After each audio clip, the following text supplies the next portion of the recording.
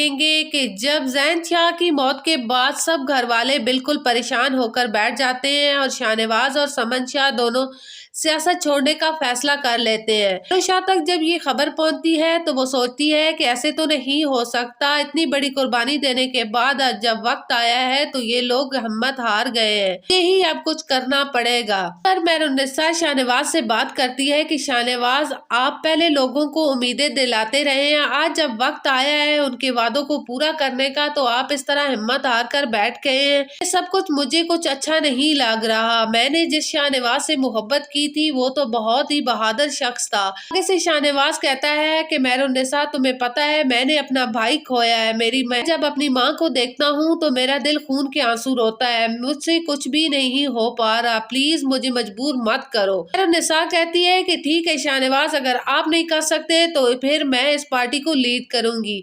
ये बात सुनकर शाहनवाज मेहरुन्निसा की तरफ देखने लग जाता है और हैरान हो जाता है कि ये लड़की होकर इतनी हिम्मत दिखा रही है और मैं मर्द होकर बुज़दिल बन गया हूँ। आगे से शाहनवाज कहता है कि ठीक है मेहरुन्निसा, मैं अब इस पार्टी को लीड करूंगा और देखना मैं अपने भाई के कातलों तक भी जरूर पहुंचूंगा।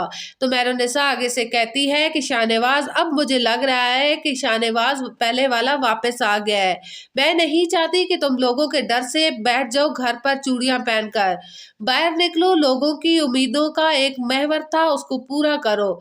जिस पर शाहनवाज कहता है कि ठीक है, मैं अब अपनी पार्टी ज्वाइन करूंगा और अपने भाई के तमाम कातलों को कैफरे किरदार तक जरूर पहुंचाऊंगा, क्योंकि मुझे पता है कि मेरे भाई की रूह उस वक्त तक भटकती रहेगी जब तक कि उसके कातलों को मैं अपनी मां के सामने लाकर खड़ा नहीं कर देता। शाहनवाज जब प्रेस कॉन्फ्रेंस करता है तो उसमें कही गई बातें जब सफ्तर शाह सुनता है तो परेशान हो जाता है और कहता है कि मैं तो समझा था कि अब ये लोग बिल्कुल सियासत छोड़ देंगे, लेकिन ये लोग तो और भी ज्यादा पुरुम्मीद होकर उभरे हैं। मुझे अब कुछ और ही कदम उठाना पड़ेगा ताकि ये शाहनवाज सियासत छोड़ दे।